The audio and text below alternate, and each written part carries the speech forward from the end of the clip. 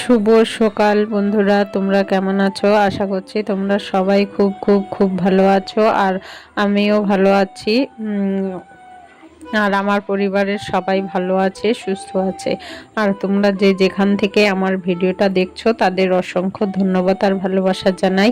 আর উত্তর 24 পরগনা জেলার ছোট্ট একটা গ্রাম থেকে আমি প্রীতি আবারও কিন্তু চলে আসলাম নতুন একটা সকালে নতুন একটা ভিডিও নিয়ে। ততক্ষণ কিন্তু তোমরা সবাই আমার ভিডিওটা দেখতে থাকো, আর আশা রাখবো আজকের ভিডিওটা তোমাদের ভালোই লাগবে। তা চলো, তোমাদের সঙ্গে নিয়ে আজকে আমি আমার ভিডিওটা শুরু করে দিই। তোমরা সকালে কিন্তু দেখতেই পেয়েছো আমি কিন্তু ঘর ঝাড় দিয়ে চলে এসেছি রান্নাঘরে। রান্নাঘরটাও ঝাড় দিয়ে নিয়েছি। ঝাড় দিয়ে নিয়ে দেখো এখন কিন্তু আমি গ্যাসটা মুছে নিচ্ছি। আসলে এখন চাটা করব সেই জন্যে। আর শোনাই তো খেয়ে পড়তে চলে গেছে। ওকে খুব সকালবেলায় উঠে আর এখন উঠে ওকে একটু দুধ হরলিক্স করে দিয়েছিলাম। দুধ হরলিক্স বলতে ও শুধু দুধ খায় না, বলে ওর গন্ধ লাগে।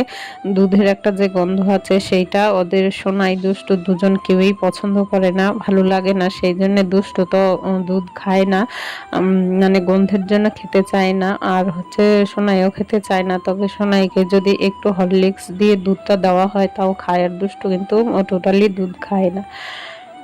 তা ওকে দিয়েছিলাম দুধ আর হরলিক্স একসঙ্গে করে, ও খেয়ে পড়তে চলে গেছে। তারপরে আমি আমার সংসারের কাজকর্মগুলো শুরু করে দিয়েছি। আর এখন কিন্তু ঘড়ির কাঁটায় বাজে 6টা, আর আমি কিন্তু উঠেছি 5:30টার মতন বাজে।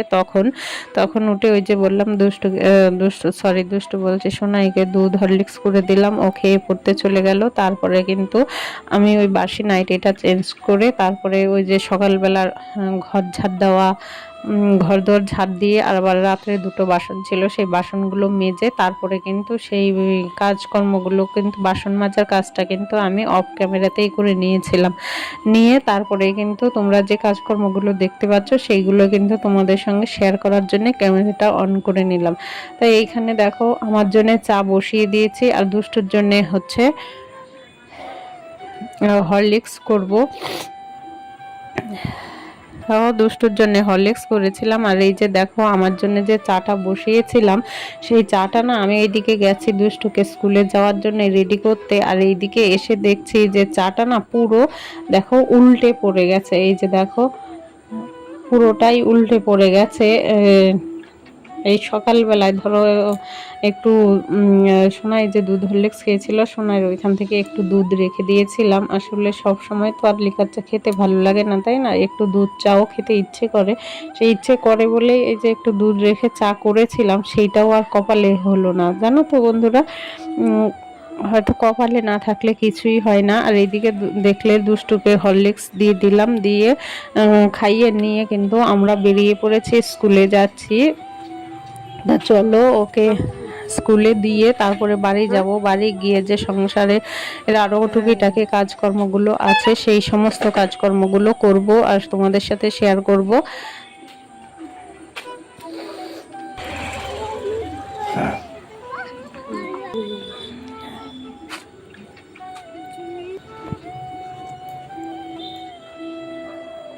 দেখো দুষ্টুকে কিন্তু স্কুলে দিয়ে আমি বাড়িতে চলে এসেছি। এসে এই যে বিছানাটা কিন্তু আমি তুলে যেতে পারিনি। আসলে দুষ্টুকে ঘুম থেকে তুলে রেডি করে তারপরে খাইয়ে নিয়ে যেতে এমনিতেই 10 মিনিট লেট হয়ে গেছিলো, তাড়াহুড়ো করে গেছি। আর ওই যে তোমাদের দেখালাম যে কপালে না থাকলে, ভাগ্যে না থাকলে কোনো কিছুই হয় না। সেই আমার কপালেও আজকে চা নেই, সেই জন্য দেখে তোমাদের আগেই দেখালাম যে চা আর বাটিটা কীরকম উল্টে পড়ে গেছে। তাও আবার একটু দুধ রেখেছিলাম, সেই দুধ দিয়ে দুধ চাটা বানিয়েছিলাম, সেটা তো আর কপালে হলো না, সহ্যও হলো না। সেই জন্য কপালে যদি কিছু না থাকে না, সেটা যতই চেষ্টা করো সেইটা কখনো সম্ভব না হওয়ার মতন। তা আমার ক্ষেত্রেও সেইটাই হলো। তা যাই হোক, তারপরে আর চাটা করে খাওয়া হয়নি। তা দেখো দুষ্টুকে স্কুলে দিয়ে আমি এখন এসে এই যে জানলা দুটো আগে খুলে দিলাম, খুলে দিয়ে তারপরে এখন বিছানাটা তুলে নিচ্ছি। তা চলো বিছানাটা তুলে নেই, আর ততক্ষণ কিন্তু অবশ্যই তোমরা ভিডিওটা দেখতে থাকো। আর হ্যাঁ, একটা কথা বন্ধুরা, যদি আমার ভিডিওটা একটুকু ভালো লেগে থাকে তাহলে অবশ্যই একটা লাইক করো, কারণ তোমাদের একটা লাইক আর একটা কমেন্টস আমাকে পরবর্তী ভিডিও বানাতে খুব উৎসাহিত করে। আর তোমরা মাঝে মধ্যে যারা টুকটাক কমেন্ট করছো তাদের কিন্তু কমেন্টসগুলো আমার পড়তে খুব ভালো লাগে। আর তোমরা যদি কমেন্টস করো না তাহলে আমার ভীষণ আনন্দ হয়। আর তোমাদের একটা লাইক তো আমাকে পরবর্তী ভিডিও বানানোর জন্য সাহায্য করে, মোটিভেট করে। সেটা তোমাদের কি করে বলে বোঝাবো সেটা বুঝতেই পারছি না, কিন্তু আমার ওই রকমই হয়। দেখো আমার কিন্তু বিছানাটা তোলা হয়ে গেছে।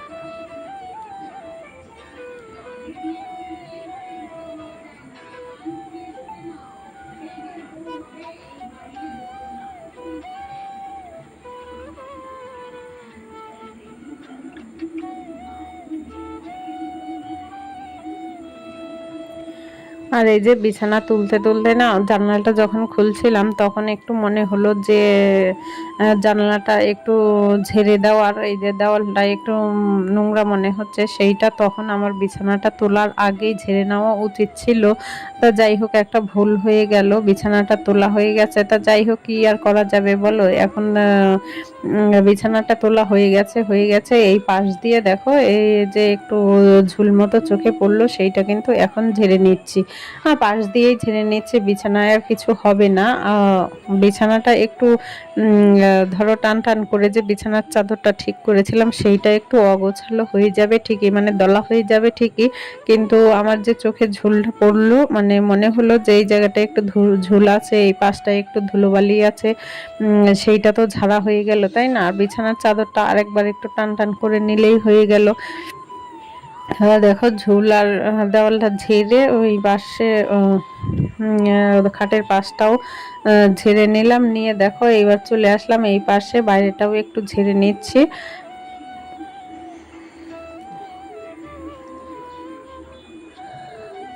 তা তোমরা কিন্তু অবশ্যই ভিডিওটা প্রথম থেকে শেষ পর্যন্ত দেখো, আর তোমরা একটু আমাকে সাপোর্ট করো যেন আমি একটু ধরো কিছু করতে পারি। তোমাদের সাপোর্ট এটা আমার খুব প্রয়োজন। তোমরা যদি একটু সাপোর্ট করো তাহলে হয়তো আমি আমার সামনের পথটা আরো ভালো হবে। তা সেই জন্যই তোমাদের সাপোর্টটা কিন্তু আমার ভীষণ প্রয়োজন। আর এইদিকে দেখো যে বারান্দায় যে সুইচ বোর্ডটা আছে সেইটাও কিন্তু আগে কিন্তু আমি ঝেড়ে নিয়েছি, তোমরা দেখতেই পেলে। ঝেড়ে নিয়ে এখন কিন্তু আমি সুইচ বোর্ডটা ভালো করে মুছে নিচ্ছি। আসলে এইগুলোর মধ্যে না ধুলোবালি জমে থাকে। আর এই যে দেখছো খাটটা ঘরদোর ঝাড় দেওয়া হয়ে গেছে, এখন কিন্তু আমি খাটটা মুছে নিচ্ছি। তার কারণ হচ্ছে ঘর ঝাড় দেওয়ার পরে আমি খাটটা বেশিরভাগ সময় মুছে নেওয়ার চেষ্টা করি, কারণ ঘর ঝাড় দিতে গেলে না ধুলো ওড়ে যে সেই ধুলোটা কিন্তু গিয়ে খাটের উপরেই পড়ে, তাই না? ঘর ঝাড় দেওয়ার আগে ঝাড় দিলে সেইটা কিন্তু আর ধুলোটা যখন পরে আবার গিয়ে পড়ে সেটা তো একই ব্যাপার হয়ে গেল। সেই জন্যে আমি কিন্তু খাট হচ্ছে ঘর ঝাড় দিয়ে তারপরেই মুছি।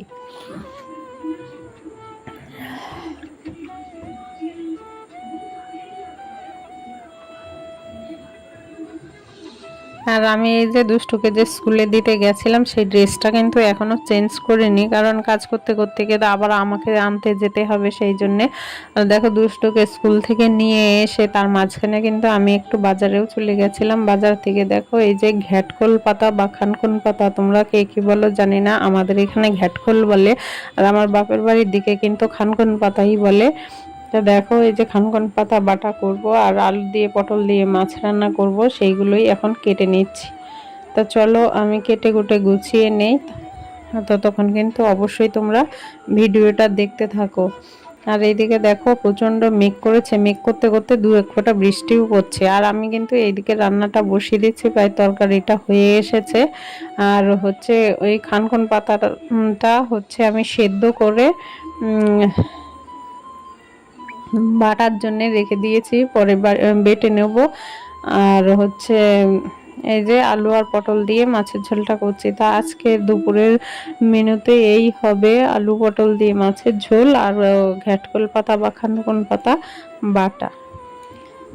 তা গুড ইভিনিং বন্ধুরা, দেখো এখন সন্ধে হয়ে গেছে, আমি সন্ধে টন্ধে দিয়ে তারপরে চা নিয়ে চলে এসেছি এই ঘরে। আর এই ঘরে কিন্তু দুষ্টু আছে, তোমাদের সাথে আগের দিন বলেছিলাম দুষ্টুর মুখে কি হয়েছে, প্রচণ্ড ব্যথা, সেই জন্য ওকে একটু লবণ দিয়ে উষ্ণ গরম জল দিয়েছি, ও কুলিকুচি করছে আর আমি কিন্তু এদিকে বসে চা খাচ্ছি। তা আজকের ভিডিওটা এইখানেই শেষ করব, আর ভিডিওটা বড় করব না। তা তোমাদের সঙ্গে পরবর্তী ভিডিওতে আবার দেখা হবে। ততক্ষণ তোমরা সবাই ভালো থেকো, সুস্থ থেকো। Ta-ta, by.